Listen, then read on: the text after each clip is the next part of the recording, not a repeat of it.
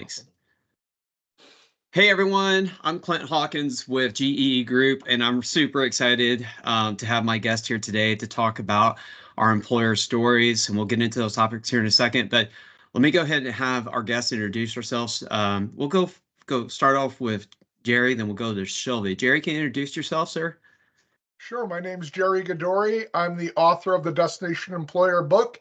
It's designed to help companies be able to consistently attract, recruit, and retain the top talent in their markets.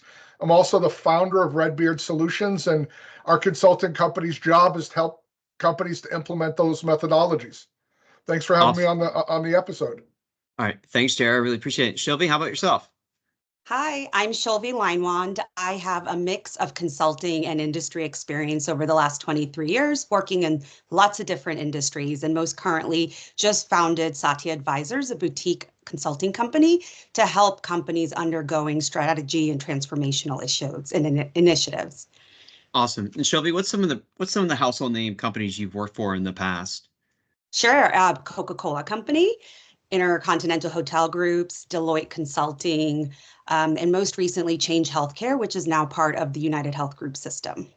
Awesome. Well, I am very appreciative of you guys of helping us pick the topics today, and thank you, Sierra, for helping us get this all coordinated. So we're going to jump right into it because the goal here is to provide education for hiring managers and folks that are in leadership to help them with their employer story and how they get that out in the world. So the first big question is, what is our employer brand and how do we build it?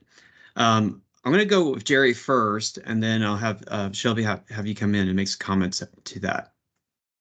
Awesome. So the way that I define employer brand is a combination of the corporate mission and value story and the brands of the key personnel in that organization. Those things combined really should reflect what that company looks for in its candidates and should tell a story that's attractive to those candidates. And that's how I would implement and talk through an employer brand. Yeah, I agree. I think Gerry's spot on. And, just coming from the background I have, we focus so much on customers and we focus so much on suppliers and all other stakeholders in our ecosystem. And the employer brand is really the opportunity to focus on our talent and recruitment strategy. So let's go into a little bit of what happens on accident for our employer brand. Like what things can happen in a good way for our employer brand and what things can go sideways. Would you like us to start with one way or the other, Clint? I think we have lots of examples. Let's dabble a little bit on what goes sideways first, and then let's go to the good stuff. Sure. I mean, my thought is, there's sometimes a lot of just inconsistencies in that experience from the candidate standpoint. And a big part of that is because there are conflicting messages around the employer brand. Just to give you sort of an example, many people touch a candidate's experience in terms of what they will see, who they will talk to, what they will learn during their time frame of maybe going through a recruitment. And, a lot of different teams internally at the company tend to be involved in forming those messages and processes. And so I think, one of the biggest things that can go sideways is to have an expectation that a company presents itself as, a very thoughtful, a great employer, really good at the candidate experience. But then when a candidate's actually going through that journey, they can have, some major hiccups. If I could add to that, there's a couple areas that are very close to that, but different enough to mention. One of them is the inverse, a corporate flavored employer brand. Now, your company page story should be a corporate story. That is what it is. But the individual accounts of your key personnel should be in their own authentic voices. Now, to Shilvi's point, they should be consistent with the overall message, but they have to be authentic to their voices. If they're not, people are incredible authenticity filters, and they will sniff that out in a second. If it feels like that post on a key person's account was written by marketing, or worse yet, by legal, it's not going to play. It has to be authentic to their tone. But also to Shilvi's point, it has to be in alignment. So if you are a Deloitte, a McKinsey, a Harvard that is a very formal employer brand, and your key person is up there wearing a Hawaiian shirt and drinking umbrella drinks and talking, it's not consistent. So we want to make sure that there's that consistency and authenticity. All right, well, let's go into how do we build it then? So how do we build this employer brand? Gerry, you want to go first? I'd love to. So this is something I'm passionate about. So the employer brand, as I mentioned, is a combination of the company's mission and values and the brand and the individual personal brands of the key personnel. So starting with the company piece, the number one thing that is critically important is that it authentically represents what your company truly is like to work with. So picking on Harvard, Deloitte, McKinsey, like we did a minute ago, those places have a certain persona in the marketplace. There's a certain expectation of working there. That brand has to show that. So some examples of that might be, if you have a very formal workplace, if it's very buttoned down, then your branding should read that way and look that way. Your DEI strategy should be reflected in your brand. If your brand doesn't show the people you're trying to attract, then they're not going to see themselves there. They're not likely to want to engage with you. The second part is to make sure that you're putting it in the place where your ideal candidates are. So once you've identified what you want that brand to look like, you have to put it in front of your folks. So how do we do that? We talk to people in our company that are in similar roles, and we ask them, where do you spend your social media time? Where do you get information from? What types of information do you like to engage with? Now, for many of us, the answer will be LinkedIn. Not a universal truth, but for many of us, it'll be LinkedIn. If so, are there particular groups within LinkedIn that you find more useful than others? Another possible answer would be associations and conferences. If you're in the trades, it might be something different. If you're an international firm, again, LinkedIn probably the place.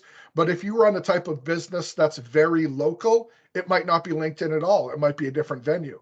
So the second part of building an impactful employer brand, once you decide you want to be, is where you put it. Okay, and we'll come back to that and some ideas in here in a second. For you, Shilvi, take a crack at this. How do you build it? What's some of the things you've seen?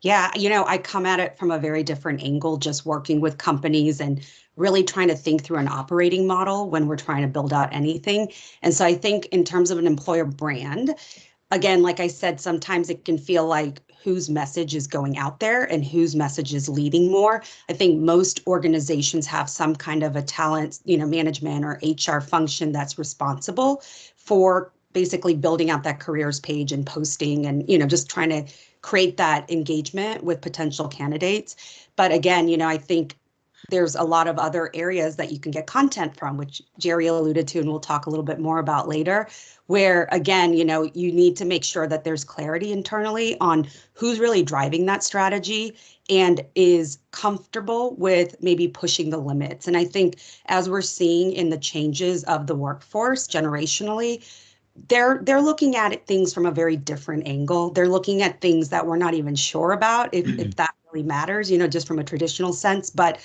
getting out there and really understanding what people are wanting and making sure that it can align with your brand, or if your brand is willing to bend a little bit more to become, just a little bit more accommodating. And an example is kind of in the tech field. In tech companies, these big tech players tend to have a really great reputation for innovation, for access to a lot of different resources. Those who are in technology really want to work for them. And then you have corporations who are also trying to recruit the same types of resources, let's say software developers. It's a little bit harder to get that same type of candidate to have that same experience. So a lot of it, I think, comes down to just internal alignment, making sure that there is a thoughtful approach in how you get there, and also making sure that you're comfortable with growing and evolving that as your company may need to. Got it. Can I piggyback one thing off that, Shilvi? And maybe we'll have time to talk about it more later. For the first time in our country's history, we're going to have 5 generations working.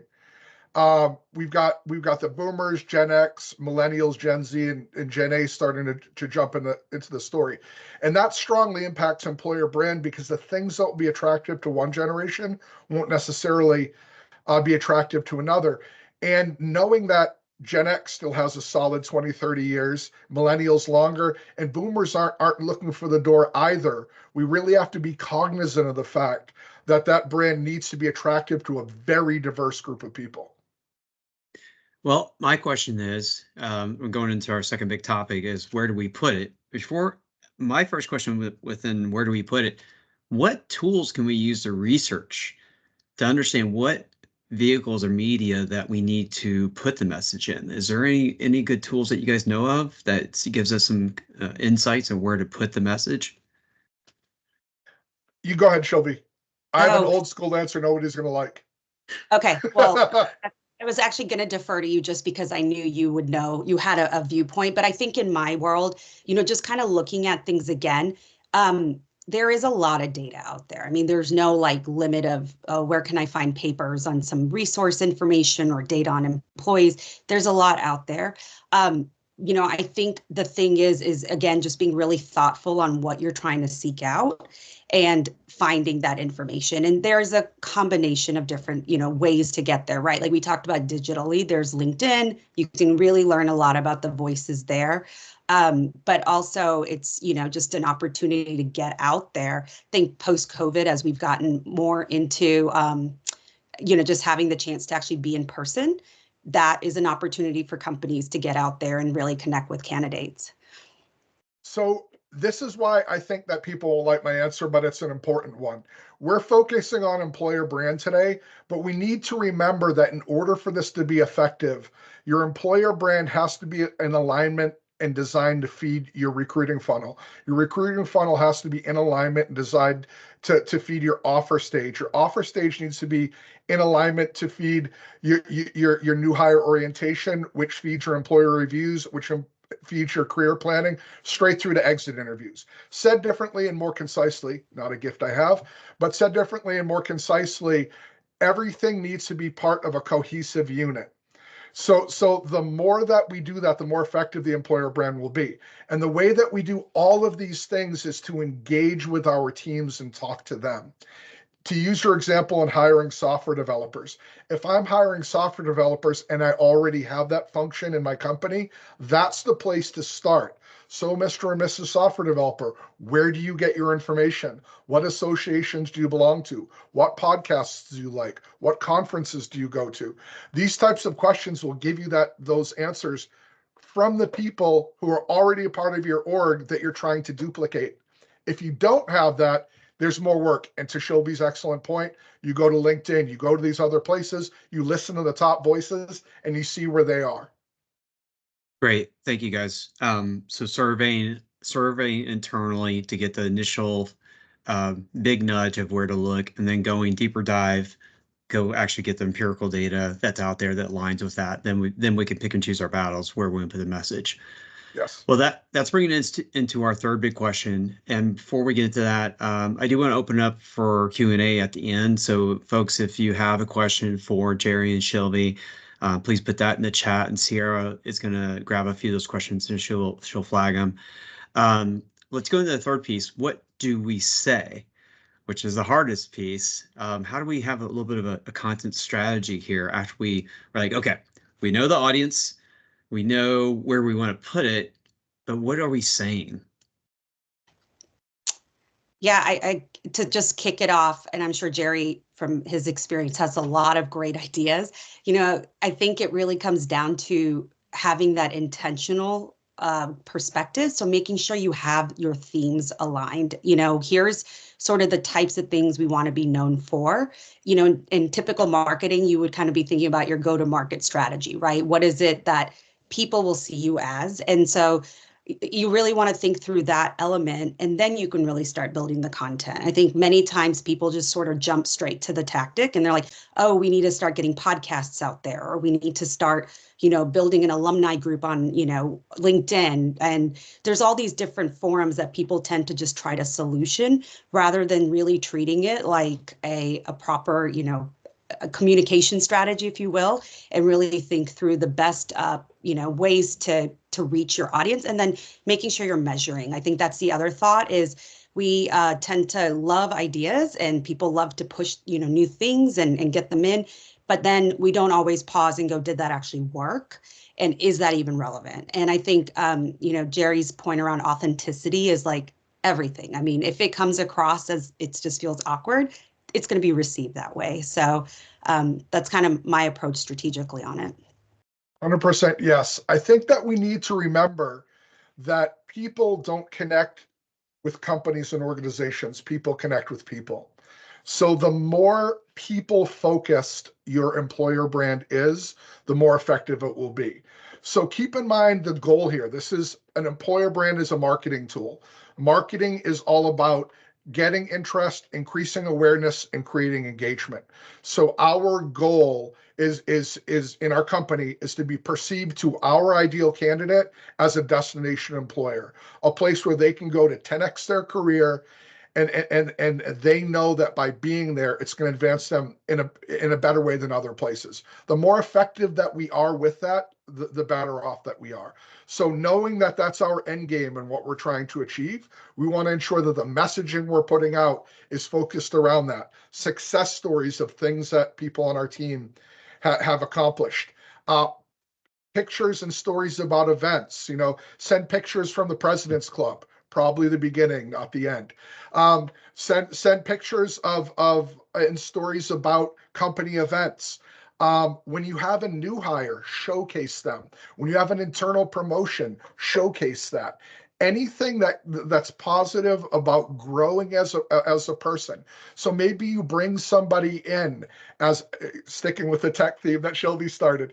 Maybe you bring somebody in as a help desk person, and 20 years later, they've climbed to, director of IT. What an incredible story. That never happens anymore. People are 3 years and out. That's the type of stuff that you want to talk about because it connects.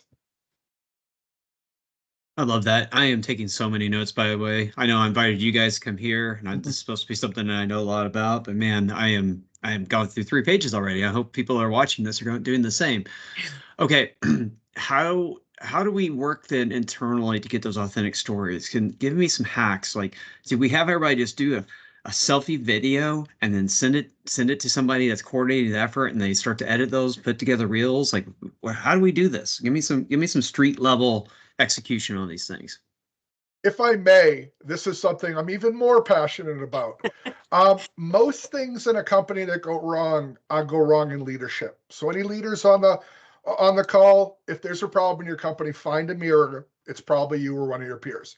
So I say that with love and respect and a desire for improvement. So please take that the way it's meant.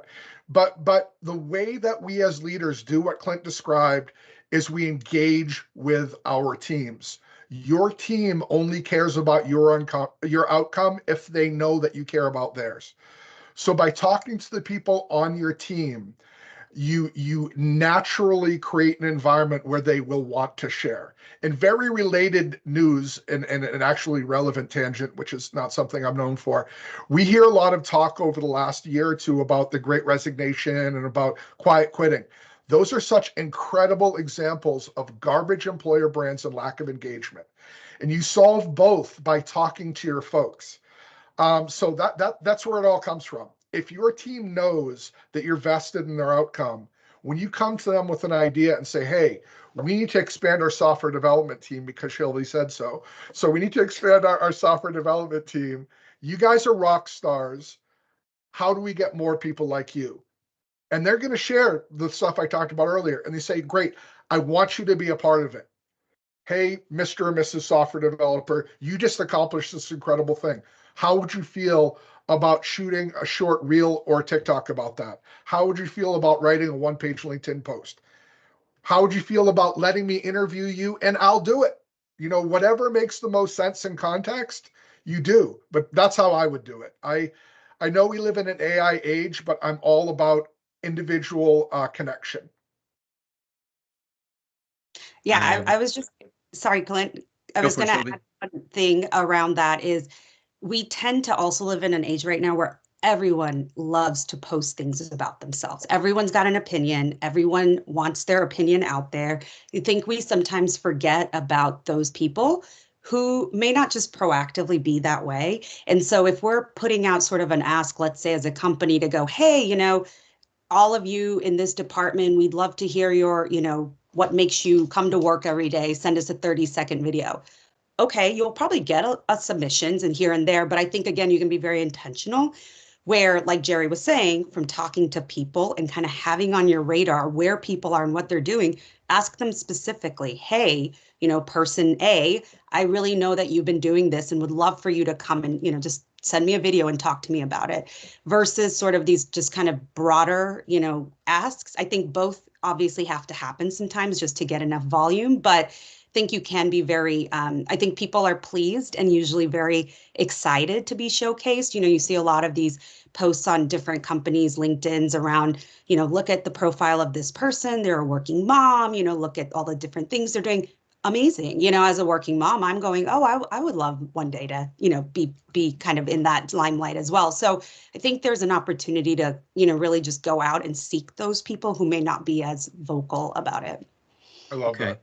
Yeah, for our staff, I think I have a lot of people that are going to be extroverted and be able to do that. I imagine with a software development team or a DevOps team, that might be the opposite, but they're like, no, I'd be much more comfortable behind my keyboard writing something on Reddit versus like going out and make a cheesy video, right? So we got to pick and choose of what are they comfortable doing and giving them some encouragement. It'll be okay. Can I riff off that real quick before you jump away from this? Yeah. Two-part answer. So Shilvi and I both painted an optimistic picture where you have a good relationship with your teams. Spoiler alert, not always the case. So here's the thing. If you do what both of us just described and you get glazed eyes and no returns, that's telling you something about your engagement. You have investments to make in your team in order to achieve what we're talking about. That's a doable thing, but it's something that needs to happen before this.